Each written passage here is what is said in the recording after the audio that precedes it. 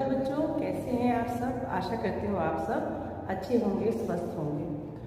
बच्चों, हम इससे पहले वाक्य पढ़ रहे थे और वाक्य में हम आज आगे बढ़ेंगे वाक्य के अंग के साथ। और पिछले 2 वीडियो जो हमने पढ़े हैं उसमें हमने वाक्य रचना पढ़ा है और उसके साथ साथ वाक्य के तत्व के विषय में हम लोगों ने पढ़ा है। बच्चों, आगे बढ़ते हैं तो वाक्य के अंग के साथ। जैसा कि हम लोग सभी जानते हैं कि हम मानव शरीर है हमारे पास और हम मानव के अलग अलग अंग होते हैं। एक शरीर में कई अंग होते हैं, तो उसी प्रकार से वाक्य के भी अपने अंग होते हैं और सभी अंगों को मिलाकर ही वाक्य पूरे होते हैं। और अगर हम व्याकरण में देखें तो वाक्य में 2 अंग हैं। पहला है उद्देश्य और दूसरा है विधेय। जैसा कि हम जानते हैं कि जो वाक्य शुरू होता है वो कर्ता से शुरू होता है, तो कर्ता है, उसके बाद कर्म है, फिर क्रिया है। तो वाक्य में जो कर्ता होता है ना, या फिर वाक्य में जिस व्यक्ति अथवा वस्तु के विषय में कुछ कहा जाता है उसे उद्देश्य कहते हैं। और विधेय कहते हैं उनके बारे में जो भी कहा जाता है। कर्ता के विषय में जो भी वाक्य में कहा जाए उसे हम विधेय कहते हैं। तो बच्चों, मुझे लगता है कि आप लोगों को इतना स्पष्ट हो गया है कि उद्देश्य जिसके बारे में कहा जाता है अर्थात कर्ता, और विधेय कर्ता के विषय में जो भी कहा जाए अर्थात उद्देश्य के विषय में जो भी कहा जाए वो विधेय होता है।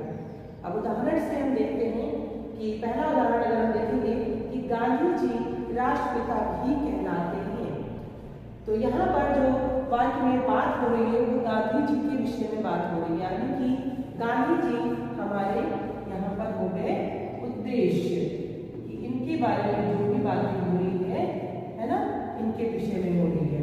और राष्ट्रपिता भी कहलाते हैं, तो हमारे उद्देश्य के विषय में ये बात कही गई है, तो ये हो जाएगा विधेय। वैसे ही हमारा दूसरा वाक्य है मिठाई वाले ने मिठाई बनाई, अर्थात पूरे वाक्य में कार्य किसने किया? मिठाई वाले ने कार्य किया है। और क्या कार्य किया है? मिठाई बनाई। अर्थात कर्ता हमारा कौन है? मिठाई वाला।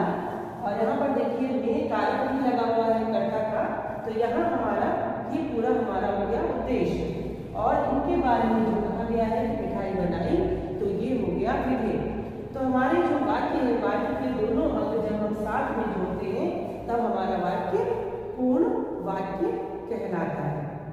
जैसे वाक्य के अंग होते हैं उसी प्रकार उद्देश्य और विधेय के आधार पर भी वाक्य के 2 अंग होते हैं, जिसमें पहला जो अंग है आपका वो है कर्ता और दूसरा अंग है कर्म। तो इसमें जब विस्तार होता है तो कर्ता जो कि वाक्य में कार्य को करता है ना, उसे हम कर्ता कहते हैं। और इस वाक्य में अगर हम देखेंगे तो मेरे भाई का मित्र रमेश, अर्थात रमेश इस वाक्य में कर्ता है और अपने गांव जाता है, अर्थात ये हमारा उद्देश्य हो गया और ये हमारा विधेय हो गया। अब यहाँ पर अगर हम देखेंगे कि रमेश हमारे वाक्य में कर्ता है और उससे पहले जितना भी हमने वाक्य में विस्तार किया है मेरे भाई का मित्र, ये कर्ता का विस्तार है। अर्थात कर्ता का परिचय देने के लिए हमने ये शब्द कहे, तो ये हमारा कर्ता का विस्तार हुआ। ठीक है, तो कर्ता से पहले उन शब्दों को जोड़कर हम कर्ता का विस्तार करते हैं और उसके बाद उनके विषय में जो भी कहा जाता है उसके आगे हम उसको कहते हैं।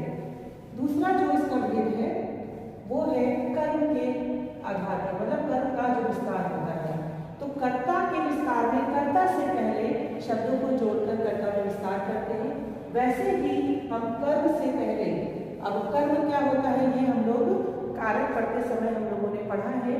कर्म जिस पर क्रिया का प्रभाव पड़े, है ना, या जिस कार्य को किया जाता है उसे हम कर्म कहते हैं। तो यहाँ पर जो कर्म है वो अमित है ना। और इसके बाद देखिए को विभक्ति भी इसमें लगी है, अर्थात अमित कर्म है और कर्म का विस्तार इसमें कैसे हुआ?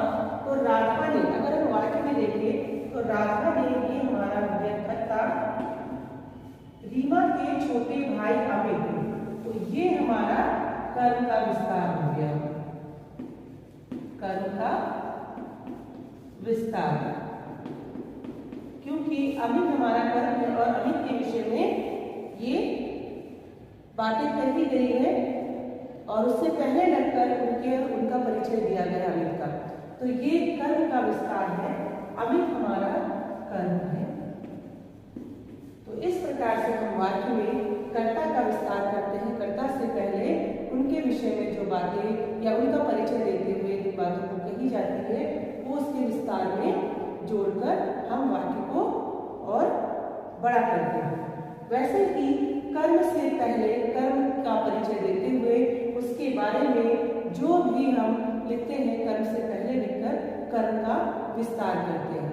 तो इसी प्रकार से हम वाक्य को धीरे धीरे करके वाक्य को व्याकरण के नियम के अनुसार बढ़ाते जाते हैं और इसी प्रकार हम वाक्य का निर्माण करते हैं।